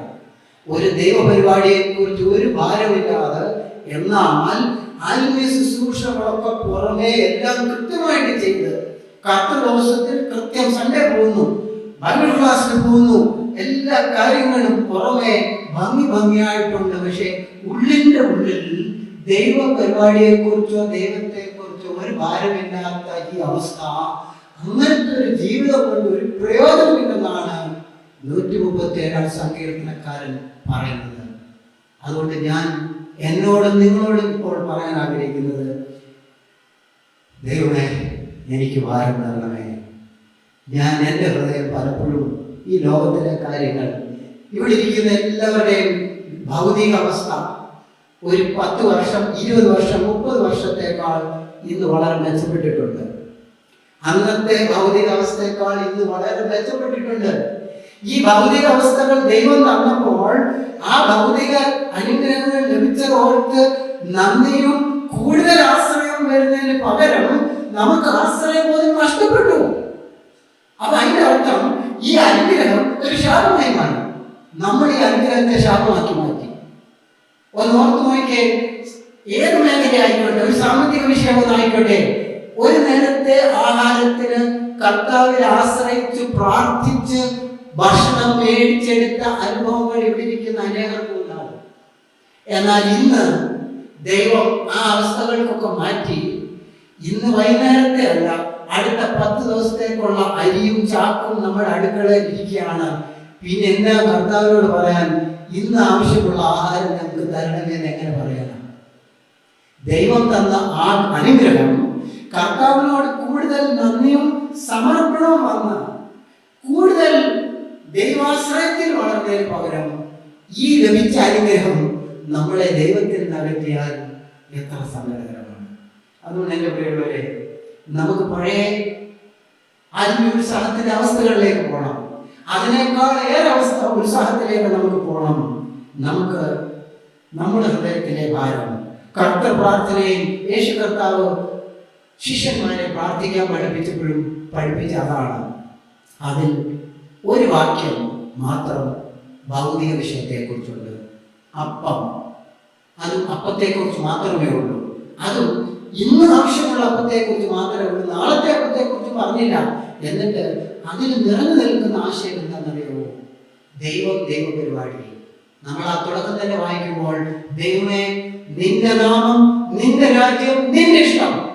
അതാണ് പ്രാർത്ഥന. പ്രാർത്ഥന 3 വാക്കിൽ പറഞ്ഞാൽ കർത്താവ് പഠിപ്പിച്ച പ്രാർത്ഥനയാണ്. ദൈവമേ നിന്റെ നാമം, നിന്റെ രാജ്യം, നിന്റെ ഇഷ്ടം. ഇതാണ് ഫോക്കസ്. എനിക്കത് തരണമേ, എനിക്കിത് വേണമേ, എന്റെ ആവശ്യം, എന്റെ പിള്ളേരുടെ പരീക്ഷ, എന്റെ കല്യാണം, മക്കളുടെ കല്യാണം, അതൊക്കെ ദൈവം തന്നോളും. പക്ഷേ നിന്റെ നാമം, നിന്റെ രാജ്യം, നിന്റെ ഇഷ്ടം. എന്നാൽ പ്രായോഗികമായിട്ട് നമുക്ക് വേണ്ടി എന്താണ്? എന്റെ ഇഷ്ടം. സഭയില് എന്റെ നാമത്തിൽ ഒരു ക്ഷീണം വന്നു. ആ സഹോദരൻ എന്നെ കളിയാക്കി. എനിക്കെന്തോ ഒരു ദുഃഖമാണ്, ഭാരമാണ് ഹൃദയത്തിൽ. എന്നെ പരസ്യമായിട്ട് ആ 8-10 സഹോദരന്മാരുടെ മുന്നിൽ എന്നെ ലജ്ജിപ്പിച്ചു, കളിയാക്കി. എന്റെ നാമത്തെ കുറിച്ച് എനിക്കങ്ങ് ഭയങ്കര ബുദ്ധിമുട്ടാണ്. ആരെങ്കിലും പറഞ്ഞു, ദൈവമേ ആ വേറൊരു സാഹചര്യത്തിൽ നിന്റെ നാമത്തിന് അവിടെ ക്ഷീണം വന്നു, അല്ല പരസ്യമായിട്ട് സഭയില് ദൈവത്തിന്റെ നാമത്തിന് ഒരു ക്ഷീണം വന്നു, കർത്താവേ അതൊരു ദുഃഖമായിട്ട്. അതോ നമ്മൾ പറഞ്ഞോ, കർത്താവേ എന്റെ നാമത്തിനൊരു ക്ഷീണം വന്നു, അത് സാരമില്ല, എനിക്ക് എന്റെ പേര് ഇത് പറഞ്ഞതേ ഉള്ളൂ. അങ്ങയുടെ നാമത്തിന് ക്ഷീണമൊന്നും വരാൻ പാടില്ല. എന്റെ ഹൃദയത്തിലെ ഭാരം അങ്ങയുടെ നാമമാണ്, എന്റെ നാമമല്ല. എനിക്ക് രാജ്യം സ്ഥാപിക്കുന്നതല്ല എന്റെ പ്ലാൻ. ഈ ലോകത്തിൽ എനിക്കിഷ്ടമുള്ളത് നടക്കണം എന്നുള്ളതല്ല. നോക്കിയേ, ബൈബിളിന്റെ എല്ലാ പ്രാർത്ഥനകളും എടുത്തോ, എല്ലാത്തിലും പ്രാർത്ഥനയിൽ എന്തെങ്കിലും ചോദിക്കുന്നതിന്റെ കൂടെ ഇഴകി ചേർന്നിരിക്കുന്ന ഒരു കാര്യം എന്താണ്? ദൈവത്തിന്റെ മഹത്വം. എനിക്ക് ആ മഹത്വത്തിനായിട്ടുള്ള ഭാരം. എൻ്റെ ജീവിതത്തിൽ ഈ ഭാരമില്ലാതെ ഞാൻ ചെയ്യുന്ന പ്രാർത്ഥനകളൊക്കെ വളരെ ഒട്ടും എഫക്റ്റീവ് അല്ലാതായി തീരും. അതുകൊണ്ട് ഞാൻ ആദ്യം പറഞ്ഞതുപോലെ കർത്താവിനോടുള്ള കാര്യം പറയാം. കർത്താവെ ഭാരമില്ലല്ലോ, കർത്താവെ എൻ്റെ ഹൃദയത്തിൽ ഭാരം തരണമേ. കർത്താവ് കരുണ കാണിക്കുന്നില്ലേ, നമുക്ക് ആ ഭാരം താൻ തരും. നമ്മുടെ ഹൃദയത്തിലെ ഭാരം. ചില വർഷങ്ങൾക്ക് മുൻപ് 1872 റോബർട്ട് ജെഫ്രി എന്ന മനുഷ്യൻ കാനഡയിൽ ജനിച്ചു. അദ്ദേഹത്തിന്റെ പിതാവ് വളരെ ധനികനായ ഒരു മനുഷ്യനാണ്. ടൊറന്റോ ന്യൂസ് പേപ്പർ എന്ന വലിയൊരു സാമ്രാജ്യം തന്നെ സ്വന്തമായിട്ടുണ്ടായിരുന്നു. ഈ പിതാവിന്റെ ആഗ്രഹം തന്റെ മകൻ ഈ സാമ്രാജ്യത്തെ ഏറ്റെടുത്ത് വലിയൊരു സാമ്രാജ്യത്തെ കുറച്ചുകൂടെ വലുതാക്കി അതിന്റെ CEO ആയിട്ട് ഉടമസ്ഥനായിട്ടൊക്കെ ഇരിക്കണം എന്ന് ആഗ്രഹമായിരുന്നു. പക്ഷേ റോബർട്ട് ജെഫ്രിയുടെ ഹൃദയത്തിലെ ഭാരം ലോകത്തിലൊരു സാമ്രാജ്യം സ്ഥാപിക്കുന്ന അല്ലായിരുന്നു. തന്റെ ഹൃദയത്തിലെ ഭാരം ചൈനയിൽ ഒരു ദൈവ സാമ്രാജ്യം സ്ഥാപിക്കണം എന്നുള്ളതായിരുന്നു. താൻ അധ്വാനിച്ചൊരു ചൈനീസ് ഭാഷ പഠിച്ചെടുത്തു. എന്നിട്ട് ചൈനീസ് ഭാഷയെ വളരെ ഫ്ലുവൻ്റ് ആയി തീർന്നു. അന്ന് ചൈനീസ് ഓയിൽ കമ്പനി, അവര് സ്റ്റാൻഡേർഡ് ഓയിൽ കമ്പനി എന്ന ഒരു ലോകത്തിലെ വലിയൊരു പ്രസ്ഥാനം, അവരറിഞ്ഞു റോബർട്ട് ജെഫ്രി ചൈനീസ് ഭാഷയിലെ ഒരു വളരെ കഴിവുള്ള ഒരു വ്യക്തിയാണെന്ന് മനസ്സിലാക്കിയപ്പോൾ ഇദ്ദേഹത്തിന് ഒരു ടെലിഗ്രാം വിളിച്ചു. റോബർട്ട് ജെഫ്രി, നിങ്ങൾ വന്ന് ഞങ്ങളുടെ കമ്പനിയിൽ ഹോങ്കോങ്ങിലെ ഓഫീസിൽ നിങ്ങൾ വന്ന് ജോയിൻ ചെയ്യണമെന്ന് പറഞ്ഞു. എന്നിട്ട് പറഞ്ഞു, നിങ്ങൾക്ക് വലിയ ഒരു ശമ്പളം ഞങ്ങൾ തരുവാണെന്ന് പറഞ്ഞു. റോബർട്ട് ജെഫ്രി ഒരു ഉത്തരം അയച്ചു, നോ താങ്ക്സ്. ആ ഉത്തരം ലഭിച്ചപ്പോൾ സ്റ്റാൻഡേർഡ് ഓയിൽ കമ്പനി അടുത്ത ടെലിഗ്രാം, റോബർട്ട് ജെഫ്രി നിങ്ങളുടെ സാലറി ഇരട്ടിയാക്കിയിരിക്കുന്നു, പ്ലീസ് വന്ന് ജോയിൻ ചെയ്യണം. റോബർട്ട് ജെഫ്രിയുടെ ഉത്തരം വീണ്ടും ഷോർട്ട്, നോ താങ്ക്സ്. മൂന്നാമത്തെ ടെലിഗ്രാം വന്നു, റോബർട്ട് ജെഫ്രി നിങ്ങൾ വന്ന് ജോയിൻ ചെയ്യണം, സാലറി നിങ്ങൾ തീരുമാനിക്കുന്നതായിരിക്കും നിങ്ങളുടെ സാലറി. റോബർട്ട് ജെഫ്രി ഉത്തരം കൊടുത്തു, your salary is too big but your job is too small. അദ്ദേഹത്തിന്റെ മറുപടി അതാണ്, നിങ്ങളുടെ ശമ്പളം വലിയൊരു തുകയാണ്. പക്ഷേ നിങ്ങളുടെ ജോലി വളരെ നിസ്സാരപ്പെട്ടതാണ്. എന്നിട്ട് അദ്ദേഹം ചൈനയിൽ പോയി 35 വർഷം അവിടെ കർത്താവിനെ സേവിച്ചു. അവിടെ പുതിയ നിയമഭാഷയിൽ ബൈബിൾ എഴുതി കർത്താവിന് വേണ്ടി. കാരണം തൻ്റെ ഹൃദയത്തിൽ ഇവിടെ തൻ്റെ പിതാവിൻ്റെ വലിയൊരു സാമ്രാജ്യം ഏറ്റെടുത്ത് ഒരു പേരും ഒക്കെ സമ്പാദിക്കുക എന്നുള്ളതല്ലായിരുന്നു. തൻ്റെ ഹൃദയത്തിൽ നിന്ന ഭാരം, കർത്താവെ നിന്റെ രാജ്യത്തിന് വേണ്ടി എനിക്ക് എന്തെങ്കിലും ചെയ്യണം, നിന്റെ നാമം, നിന്റെ രാജ്യം, നിന്റെ ഇഷ്ടം എന്ന് പറഞ്ഞ് ഇവിടെ റോബർട്ട് ജെഫ്രി തന്നെ സമർപ്പിച്ചു കൊടുക്കുകയാണ് ചെയ്തത്. ഞാൻ നിങ്ങളോട് ചോദിക്കട്ടെ, ഞാൻ എന്നോട് ചോദിക്കുന്നു, എന്താണ് നിങ്ങളുടെ ഹൃദയത്തിലെ ഭാരം? അതായത് ഹൃദയത്തിലെ ഏറ്റവും അധികം മതിപ്പ് കൊടുക്കുന്ന എന്ത് വിഷയമാണ്? ഏറ്റവും നിങ്ങൾക്ക് സന്തോഷം നൽകുന്ന വിഷയം എന്താണ്? അതിനെക്കുറിച്ചായിരിക്കും നിങ്ങൾ കൂടുതൽ സമയവും ഉള്ളിൽ ചിന്തിക്കുന്നത്. പണം ഉണ്ടാക്കുന്നതാണ് ജീവിതത്തിലെ ലക്ഷ്യമെങ്കിൽ എപ്പോഴും മനസ്സിൽ എങ്ങനെ ഉണ്ടാക്കാം, അത് ചെയ്യാൻ പറ്റുമോ, ഇത് ചെയ്യാൻ പറ്റുമോ, ഹൃദയത്തിൽ നിറഞ്ഞു നിൽക്കും. നിങ്ങളുടെ ഹൃദയത്തിലെ ആഗ്രഹമായിരിക്കും നിങ്ങളുടെ ഭാരം. ഒരു ദൈവവൈതലിന് നെഹമ്യാവിനെ നിന്ന് പഠിക്കാൻ ആഗ്രഹിക്കുന്നത് അവൻ്റെ ഭാരം ദൈവത്തിൻ്റെ പരിപാടിയിൽ ദൈവത്തിൻ്റെ ജനവുമായിരിക്കണം. അതായിരിക്കണം നിങ്ങളുടെ എൻ്റെ ഭാരം. പലപ്പോഴും അതല്ല. എൻ്റെ നേട്ടങ്ങളൊക്കെയാണ് എങ്കിൽ കർത്താവിനോട് പറയാം, കർത്താവെ എൻ്റെ ഹൃദയത്തിൽ ശരിയായിട്ടുള്ള ഭാരം നിന്നിറക്കണമേ, മറ്റേ ഭാരമെല്ലാം മാറിപ്പോട്ടെ എന്ന് നമുക്ക് പറയാം. അതുകൊണ്ട് ഞാൻ പറഞ്ഞുകൊണ്ടിരുന്നത് B for burden, B for ഭാരം, A for ask, B for burden, ഇനി സി ഫോർ കൺഫെഷൻ. അവിടെ നമ്മൾ 6ഉം 7ഉം വാക്യങ്ങൾ വായിക്കുമ്പോൾ നമ്മൾ വായിക്കുന്ന പ്രയോഗങ്ങൾ ഇങ്ങനെയാണ്: ഞങ്ങൾ നിന്നോട് പാപം ചെയ്തിരിക്കുന്നു, കൺഫെഷൻ, ഏറ്റുപറച്ചിൽ, പാപങ്ങളെ ഏറ്റുപറയുന്നു, നിന്നോട് ഏറ്റവും വഷളത്വം ചെയ്തിരിക്കുന്നു. ഉപയോഗിച്ചേക്കുന്ന വാക്കുകളാണ്. കൽപ്പിച്ച കൽപ്പനകളും ചട്ടങ്ങളും വിധികളും ഞങ്ങൾ പ്രമാണിച്ചില്ല. ഒരേ കാര്യം ആവർത്തിച്ച് ദൈവസന്നിധിയിൽ പറയാണ്, ഞങ്ങൾ നിന്നോട് പാപം ചെയ്തിരിക്കുന്നു, നിന്നോട് വഷളത്വം ചെയ്തിരിക്കുന്നു, കൽപ്പിച്ച കൽപ്പനകളും ചട്ടങ്ങളും വിധികളും ഞങ്ങൾ പ്രമാണിച്ചിട്ടില്ല എന്ന് പറഞ്ഞ് തന്നെ താഴ്ത്തുകയാണ്. രാവിലെ ചിന്തിച്ചതുപോലെ ഞാനും എൻ്റെ പിതാക്കന്മാരും. നെഹമ്യാവ് എന്ത് പാപം ചെയ്തിട്ടാണ് ഇവരിപ്പോൾ ഇസ്രായേലിൽ നിന്നും മാറ്റപ്പെട്ട അവസ്ഥയിലായിരിക്കുന്നത്? പിതാക്കന്മാരാ പാപം ചെയ്തത്. എന്നാൽ ഇവിടെ തന്നെ താഴ്ത്തുകയാണ്. വെറുതെ കേൾപ്പിക്കാനല്ല, ഉള്ളിൽ എൻ്റെ അപ്പനും അമ്മയും ഒക്കെയാണ് തെറ്റ് ചെയ്തത്, പിന്നെ എന്നാലും ഞാനൊന്ന് പറഞ്ഞേക്കാം അല്ല. തനിക്ക് ദൈവസന്നിധിയിൽ നേരിട്ട് പറയാൻ പലതുമുണ്ട്. പാപങ്ങളെക്കുറിച്ച് ബോധമുണ്ട്. എനിക്കും നിങ്ങൾക്കും പാപത്തെക്കുറിച്ച് ബോധം വേണ്ട അളവിലുള്ള ബോധമില്ലാത്തത് കൊണ്ടാണ് നമുക്ക് ഒരു ബ്രോക്കൺനെസ് ഇല്ല, തകർച്ചയില്ല. അതുകൊണ്ടാണ് ഏറ്റുപറച്ചിലുമില്ലാത്തത്. നമ്മൾ തെറ്റ് ചെയ്തതിനെ കുറിച്ച് ക്ഷമ പറയുന്നത് എനിക്ക് ആ വിഷയത്തിൽ തെറ്റിപ്പോയി ക്ഷമിക്കണം, അത്രയ്ക്കൊക്കെ ഉള്ളൂ. പക്ഷേ അതിനൊരു ഹൃദയത്തിനൊരു തകർച്ച ഉണ്ടായാലാണല്ലോ അത് ഏറ്റുപറച്ചിൽ വേണ്ടുമെന്നും ആവുകയുള്ളൂ. ഈ മനുഷ്യൻ ദൈവസന്നിധിയിൽ പിതാക്കന്മാരുടെ തെറ്റുകളെ ഏറ്റുപറയുന്നു, സ്വന്തം തെറ്റ് ഏറ്റുപറയുന്നു. സ്വന്തം തെറ്റ് നമ്മൾ ആദ്യം പറഞ്ഞ പോലെ ഇസ്രായേലിൽ നിന്നും ശബത്ത് ലംഘിക്കുന്നതിലോ വിഗ്രഹാരാധനയുടെ തെറ്റൊന്നും നെഹമ്യാവ് ചെയ്തില്ല.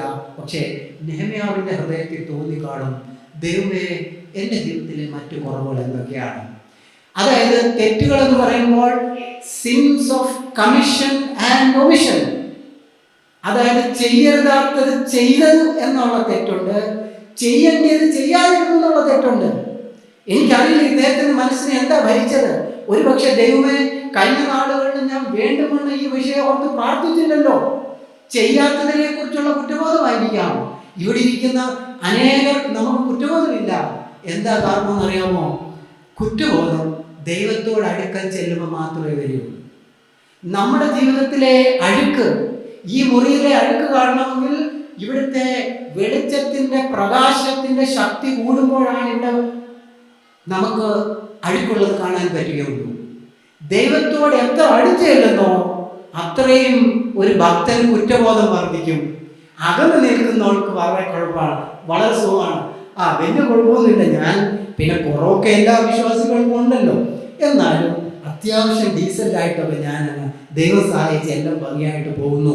പക്ഷേ കർത്താവിനോട് എത്ര അടുത്ത് ചെല്ലുന്നോ അത്രയും പാപബോധം വർദ്ധിക്കും. പാപബോധം വർദ്ധിക്കുമ്പോൾ ദൈവസന്നിധിയിൽ തന്നെ താഴ്ത്തും. എന്ത് സംഭവിക്കും? തകരും, നുറുങ്ങും. 51-ാം സങ്കീർത്തനക്കാരന്റെ ഭാഷയിൽ പറഞ്ഞാൽ തകർന്നും നുറുങ്ങിയിരിക്കുന്ന ഹൃദയത്തെ ദൈവമേ നീ നിരസിക്കുകയില്ല. അതായത് ദൈവസന്നിധിയിൽ ദൈവത്തിന്റെ ഹനന യാഗങ്ങൾ, തകർന്നിരിക്കുന്ന മനസ്സ്, തകരാത്ത മനസ്സുകൊണ്ട് ദൈവസന്നിധിയിൽ പോകുമ്പോൾ ആ യാഗത്തിന് പ്രത്യേക സ്വീകാര്യതയില്ല. എൻ്റെ പ്രിയമുള്ളവരെ, ഞാൻ ആലോചിക്കുകയാണ്, എത്രയോ തവണകൾ പ്രാർത്ഥിക്കുമ്പോൾ ഒരു തകർച്ചയുമില്ലാതെ, ഒരു ഭാരവുമില്ലാതെ ദൈവസന്നിധിയിൽ നിന്ന് നമ്മൾ പലതും ചെയ്യുന്നു. നേരെ മറിച്ച് ദൈവത്തോട് അടുത്ത് ചേരുമ്പോൾ നമ്മുടെ ഹൃദയത്തിലെ പാപങ്ങൾ നമുക്ക് കാണാൻ സാധിക്കും. അന്നേരം ഹൃദയത്തിൽ ദൈവമേ ഞാൻ അരിഷ്ട മനുഷ്യനെന്ന് പൗലോസ് വിളിച്ചു പറഞ്ഞതുപോലെ, ദൈവമേ എൻ്റെ ജീവിതത്തിൽ ഇത്രേ ഇരുട്ടുണ്ടോ, ഇത്ര കറകളുണ്ടോ എന്ന ബോധ്യം നമ്മളെ ഭരിക്കാൻ തോന്നുന്നു. അങ്ങനെ ഹൃദയത്തിൽ തകർച്ചയുള്ള വിശ്വാസികൾ നമ്മുടെ സഭകളിലൊക്കെ അങ്ങ് നിറഞ്ഞാൽ നമ്മുടെ സഭ എത്ര സന്തോഷമുള്ളതായി തീരും. സഭയിൽ എന്തുകൊണ്ടാണ് കലക്കം വരുന്നത്? തകർച്ചയില്ലാത്ത വ്യക്തികളുള്ളപ്പോഴാണ്. എങ്ങനത്തെ വ്യക്തികളാ? ഞാൻ ഇങ്ങനത്തെ വ്യക്തികൾ നിറഞ്ഞിരിക്കുന്ന സഭയിൽ അസ്വസ്ഥതകൾ വരും. ആരാ എന്നെ ചോദ്യം ചെയ്തോ? അവൻ ഇന്നലെ വന്നവൻ, ഞാൻ കഴിഞ്ഞ 30 വർഷമായിട്ട് ഇവിടെയുണ്ട്, എന്നിട്ട് അവൻ എന്നെ ചോദ്യം ചെയ്തോ? നേരെ മറിച്ച് ഹൃദയം തകർന്ന് നുറഞ്ഞ വ്യക്തികൾ സഭയിൽ നിറയുമ്പോൾ എല്ലാ വിശ്വാസിയും അങ്ങനത്തെ വിശ്വാസികളായി, തകർന്ന വിശ്വാസികളായി പോകുമ്പോൾ എങ്ങനത്തെ തകർച്ചയാണ്? ദൈവസന്നിധിയിൽ സ്വന്തം പാപങ്ങളെ ഓർത്ത് ദുഃഖിക്കുന്ന വിലപിക്കുന്ന വിശ്വാസികളായി മാറുമ്പോൾ പിന്നെ മറ്റുള്ളവരുടെ അടുത്ത് വെറുതെ തട്ടിക്കയറൊന്നും ചെയ്യാൻ അവന് സമയമില്ല. മറ്റവൻ്റെ കുഴപ്പം കണ്ട് അവനെ കുത്താനായിട്ടൊന്നും സമയമില്ല. കാരണം അവൻ്റെ ഹൃദയത്തിൽ ഓൾറെഡി ദൈവസന്നിധിയിൽ അവൻ തകർന്നിരിക്കുകയാണ്. എൻ്റെ പ്രിയമുള്ളവരെ, നമ്മൾ പറഞ്ഞത് എന്താണ്? പാപങ്ങളുടെ ഏറ്റുപറച്ചിൽ, C for confession of sins. പാപങ്ങളുടെ ഏറ്റുപറച്ചിൽ. ഈ ഭക്തനായ മനുഷ്യൻ ദൈവസന്നിധിയിൽ ഏറ്റുപറയാണ്, കർത്താവേ തെറ്റിപ്പോയി, ഞാനും എൻ്റെ ഗ്രഹവും ഞങ്ങൾ പാപം ചെയ്തു എന്ന് ഏറ്റുപറയാണ്. സ്വർഗത്തിലെ ദൈവം നമ്മുടെ ഹൃദയത്തെ ഒന്ന് തകർക്കട്ടെ. ആരോ പറഞ്ഞതുപോലെ അല്ലേ, ദൈവത്തിൻ്റെ വചനം വായിക്കുമ്പോൾ 2 പടികൾ നടക്കണം. May the God comfort the afflicted and afflict the comforted. അതായത് ദുഃഖിച്ചിരിക്കുന്നവർക്ക് ദൈവവചനം വായിക്കുമ്പോൾ ആശ്വാസം ഉണ്ടാവണം. എന്നിട്ട് ചിലരത് വളരെ ആശ്വസിച്ചൊക്കെ ഇരിക്കുന്നവരുണ്ടല്ലോ, അവരെ മുറിവേൽപ്പിക്കണം.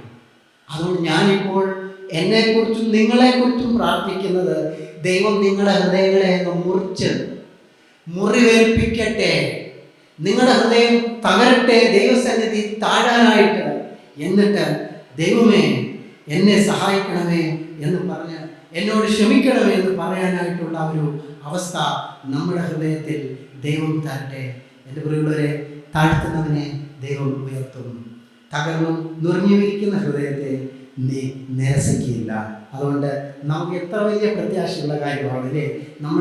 ദൈവം ഇന്ന് നമ്മൾ പഠിച്ചുകൊണ്ടിരുന്നത് എന്താണ്? ദൈവം നമ്മുടെ കയ്യിൽ തന്നേക്കുന്ന വലിയൊരു ആയുധമാണ് പ്രാർത്ഥന. അതായത് നമ്മുടെ കഴിവോ നമ്മുടെ മിടുക്കോ ഒന്നുമല്ല കേട്ടോ. ഒരു സാധാ വിശ്വാസി ഒരു കഴിവുകളും വേണ്ട, ഒന്നും വേണ്ട. ആ സാധാരണ വിശ്വാസിക്ക് തൻ്റെ ദൈവത്തിൻ്റെ മുൻപാകെ ഇരുന്ന് അവൻ വൻ കാര്യങ്ങളെ നേടാൻ സാധിക്കും. ഇവിടെ പല കഴിവുകളുണ്ടെന്ന് ചിന്തിക്കുന്നവരും ഇല്ലാതെ ചിന്തിക്കുന്നവരും ഉണ്ടെങ്കിലും, ഇനിയും ഏറ്റവും പ്രായമായ ഒരു അമ്മച്ചി മുതൽ ഒരുപക്ഷെ കയ്യും കാലും നമുക്ക് തളർന്നു കിടക്കുന്ന അവസ്ഥയാണെങ്കിലും ആർക്കും സാധിക്കുന്ന ഒരു ശുശ്രൂഷയാണ് ഈ പ്രാർത്ഥന ശുശ്രൂഷ. അതിലൂടെ സ്വർഗത്തിലെ ദൈവത്തിൻ്റെ കരങ്ങളെ ചലിപ്പിക്കാൻ സാധിക്കും. നമുക്ക് വൻ കാര്യങ്ങളെ ചെയ്യാൻ സാധിക്കും. നമ്മുടെ സഭകൾ ഉണരുവാനായിട്ട് ദൈവം നമ്മളെ ഉപയോഗിക്കാൻ സാധിക്കും. നമുക്ക് പ്രാർത്ഥിക്കുവാനും ആശ്രയിക്കാനും മനസ്സ് വരണം. പ്രാർത്ഥിക്കുമ്പോൾ കൂടിയ നല്ല വളരെ ഭംഗിയുടെ ഭാഷയുടെ ഒന്നും ആവശ്യമില്ല. ചില വർഷങ്ങൾക്ക് മുൻപ് പ്രശസ്തനായ സുവിശേഷകൻ, അദ്ദേഹത്തിൻ്റെ പേര് ചാൾസ് ഇംഗ്ലീഷ് എന്നാണ്. ചാൾസ് ഇംഗ്ലീഷ് പ്രശസ്തനായ സുവിശേഷകനാണ്. അദ്ദേഹം ഒരിക്കൽ ഒരു കപ്പൽ യാത്ര ചെയ്തപ്പോൾ അമേരിക്കയിലേക്ക് പോവുകയാണ്. യൂറോപ്പിൽ നിന്ന് അറ്റ്ലാന്റിക് മഹാസമുദ്രം ക്രോസ് ചെയ്ത് യൂറോപ്പിലേക്ക് പോകുമ്പോൾ ആ കപ്പലിൻ്റെ ക്യാപ്റ്റനായിരിക്കുന്ന ഒരു ഭക്തനായ മനുഷ്യൻ വിളിച്ചിട്ട് പറഞ്ഞു, മിസ്റ്റർ ചാൾസ്, ചില ആഴ്ചകൾക്ക് മുൻപ് എൻ്റെ ജീവിതത്തിൽ ഒരു വലിയ സംഭവം ഉണ്ടായി. ആ സംഭവത്തിന് ശേഷം എൻ്റെ ആത്മജീവിതം മാറി. അപ്പോൾ ഈ സുവിശേഷകനെ വിളിച്ച് ഭക്തനായ ക്യാപ്റ്റൻ വേറൊരു സംഭവം വിവരിക്കുകയാണ്. ചില ആഴ്ചകൾക്ക് മുൻപ് തൻ്റെ ജീവിതത്തിൽ തൻ്റെ കപ്പലിൽ നടന്നത്. അന്ന് ആ കപ്പലിൽ ജോർജ് മുള്ളർ എന്ന ഭക്തനായ മനുഷ്യനുണ്ടായിരുന്നു.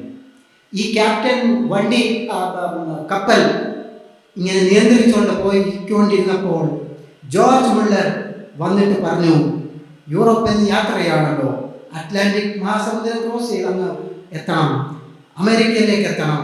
അപ്പോൾ അദ്ദേഹം വന്നിട്ട് ഈ ക്യാപ്റ്റൻ്റെ അടുത്ത് പറഞ്ഞു, അതായത് എനിക്ക് ശനിയാഴ്ച ഉച്ച സമയമാകുമ്പോഴത്തേക്ക് നിങ്ങൾ എന്നെ അമേരിക്കയിലെ ക്യൂബക്കിൽ എത്തിച്ചിരിക്കണമെന്ന് പറഞ്ഞു. ഇന്ന് ബുധനാഴ്ചയാണ്, ഇന്ന് ബുധനാണ്. വ്യാഴം, വെള്ളി, ശനി ഉച്ചയാകുമ്പോൾ ക്യൂബക്കിൽ എനിക്ക് എത്തണം. അന്ന് എനിക്ക് അവിടെ ഒരു സുവിശേഷ പ്രസംഗം പറയാനുണ്ട്. ക്യാപ്റ്റൻ പറഞ്ഞു അതൊരിക്കലും നടക്കില്ലെന്ന് പറഞ്ഞു. ഒരിക്കലും നടക്കില്ല. അങ്ങനെ പറഞ്ഞപ്പോൾ ജോർജ് മുള്ളർ ഇദ്ദേഹത്തോട് പറഞ്ഞു, നിങ്ങൾക്കത് സാധിക്കില്ലെങ്കിൽ എൻ്റെ ദൈവം എന്നെ എങ്ങനെയെങ്കിലും ശനിയാഴ്ച ഉച്ചയ്ക്ക് തന്നെ ക്യൂബക്കിൽ എത്തിക്കും. അന്ന് എനിക്കൊരു അപ്പോയിൻമെൻ്റ് അവിടെയുള്ള ഒരു സുവിശേഷ പ്രസംഗത്തിന്. കഴിഞ്ഞ 57 വർഷമായിട്ട് ഒരു അപ്പോയിൻമെൻറ്റ് പോലും എൻ്റെ ദൈവം മുടക്കാൻ എന്നെ അനുവദിച്ചിട്ടില്ലെന്ന് പറഞ്ഞു. എന്നിട്ട് ഈ മനുഷ്യനെ വിളിച്ചിട്ട് പറഞ്ഞു, നമുക്ക് പ്രാർത്ഥിക്കാമെന്ന് പറഞ്ഞു. കപ്പലിൻ്റെ അടിത്തട്ടിലേക്ക് കൊണ്ടുപോയി. എന്നിട്ട് ഈ ക്യാപ്റ്റൻ ജോർജ് മുള്ളറിനെ നോക്കി പറഞ്ഞു, മനസ്സിൽ ചിന്തിച്ചു, ഇദ്ദേഹത്തിന് കടലിലെ കാര്യങ്ങളൊന്നും അറിയില്ല. എന്നിട്ട് ഇദ്ദേഹത്തോട് ചോദിച്ചു, നിങ്ങൾക്കറിയാമോ ഇപ്പോൾ ഈ തണുപ്പ് കാലത്തെ ഈ മഞ്ഞിൻ്റെ കാഠിന്യം നിങ്ങൾക്കറിയാമോ എന്ന് ചോദിച്ചു. ജോർജ് മുള്ളറെ, നിങ്ങൾക്കറിയാമോ ഈ മഞ്ഞിൻ്റെ കാഠിന്യം? ഈ കപ്പൽ നിങ്ങൾ പറയുന്ന സമയത്ത് ഒരിക്കലും ഇവിടെ എത്തില്ലെന്ന് പറഞ്ഞു. അദ്ദേഹം പറഞ്ഞു, എനിക്ക് മഞ്ഞിൻ്റെ കാഠിന്യമൊന്നും എനിക്കറിയില്ല, പക്ഷേ ഒരു ജീവനുള്ള ദൈവം എൻ്റെ ജീവിതത്തിൻ്റെ എല്ലാ സാഹചര്യങ്ങളെയും നിയന്ത്രിക്കുന്നവരാണെന്നുള്ളത് എനിക്കറിയാമെന്ന് പറഞ്ഞു. എന്നിട്ട് ജോർജ് മുള്ളർ മുട്ടുകുത്തി അവിടെ പ്രാർത്ഥിച്ചു. ഈ ക്യാപ്റ്റൻ ആ പ്രാർത്ഥന കേട്ടിച്ച് അതിനെക്കുറിച്ച് പറഞ്ഞ കമൻറ്റ്, ഈ പ്രാർത്ഥന ഒരു സൺഡേ സ്കൂൾ കുട്ടിയുടെ പ്രാർത്ഥനയുടെ നിലവാരമേ ഉള്ളൂ. കാരണം അതിൽ ഭാഷയോ ആശയങ്ങളുടെയോ ഒന്നും പ്രത്യേകിച്ച് ഒന്നും ഇതില്ല. സ്കൂളിലെ ഒരു 6-8 വയസ്സുള്ള കുട്ടി എങ്ങനെ ഒരു പ്രാർത്ഥന പ്രാർത്ഥിക്കുമോ അത്രയും മാത്രമേ ഉള്ളൂ. എന്താ പ്രാർത്ഥിച്ചത്? കർത്താവേ, നിന്റെ ഹിതമാണ്, ഈ മഞ്ഞ് നീങ്ങിപ്പോകണമേ, എനിക്ക് ശനിയാഴ്ച ക്യൂബക്കിൽ എത്തണം, നീ അത് ചെയ്യുമെന്ന് എനിക്ക് വിശ്വാസമുണ്ട്. ഇത്രയേ ഉള്ളൂ പ്രാർത്ഥന. അദ്ദേഹം ജോർജ് മുള്ളർ പ്രാർത്ഥിച്ചു കഴിഞ്ഞപ്പോൾ ഇദ്ദേഹം ക്യാപ്റ്റൻ പറഞ്ഞു, ഞാനും പ്രാർത്ഥിക്കാമെന്ന് പറഞ്ഞു. ജോർജ് മുള്ളർ പറഞ്ഞു, വേണ്ട, നിങ്ങൾ പ്രാർത്ഥിക്കേണ്ട, വിശ്വാസമില്ലാതെ നിങ്ങൾ പ്രാർത്ഥിക്കേണ്ട, ഞാൻ പ്രാർത്ഥിച്ചിട്ടുണ്ട്, മഞ്ഞ് പോയിട്ടുണ്ടെന്ന് പറഞ്ഞു. ഇവരെഴുന്നേറ്റ് ചെന്ന് നോക്കിയപ്പോൾ മഞ്ഞ്, കട്ടിയുള്ള മഞ്ഞ് മുഴുവൻ അപ്രത്യക്ഷമായിരിക്കുന്നു. ശനിയാഴ്ച ഉച്ചയ്ക്ക് മുൻപ് ആ കപ്പൽ ക്യൂബക്കിലെത്തി. ജോർജ് മുള്ളറുടെ സുവിശേഷ യോഗം കൃത്യസമയത്ത് നടന്നു. ഈ സംഭവം ക്യാപ്റ്റനായിരിക്കുന്ന ഒരു വിശ്വാസിയുടെ ജീവിതത്തെ ഒരുക്കി. അദ്ദേഹമാണ് സുവിശേഷകൻ ആയിരിക്കുന്ന, ഞാൻ ആദ്യം പറഞ്ഞ ചാൾസ് ഇംഗ്ലീഷിനോട് പറഞ്ഞു, ആ സംഭവം ചില ആഴ്ചകൾക്ക് മുൻപ് എൻ്റെ ജീവിതത്തിൽ നടന്നു. എൻ്റെ ജീവിതം പാടെ മാറിപ്പോയി. സ്വർഗത്തിലെ ദൈവം നെഹമ്യാവിൻ്റെ ഈ പഠനം നമ്മുടെ ജീവിതത്തിൽ ജീവിത രൂപാന്തരം വരുത്തട്ടെ എന്ന് ഞാൻ പ്രാർത്ഥിക്കുന്നു. നിങ്ങളുടെ ബലഹീനമായ പ്രാർത്ഥന, ഒരു കഴിവുമില്ലാത്ത നിങ്ങൾക്ക് ദൈവസന്നിധിയിൽ മുട്ടുമടക്കി അപേക്ഷിക്കുന്നതിലൂടെ വൻ കാര്യങ്ങൾ ദൈവത്തിൻ്റെ കരങ്ങളെ സ്പർശിപ്പിച്ചുകൊണ്ട് ചെയ്യാൻ സാധിക്കട്ടെ എന്ന് പ്രാർത്ഥിച്ചുകൊണ്ട് ഞാൻ എൻ്റെ വാക്കുകളെ അവസാനിപ്പിക്കുന്നു. ദൈവനാമം മഹത്വപ്പെടുമാറാകട്ടെ.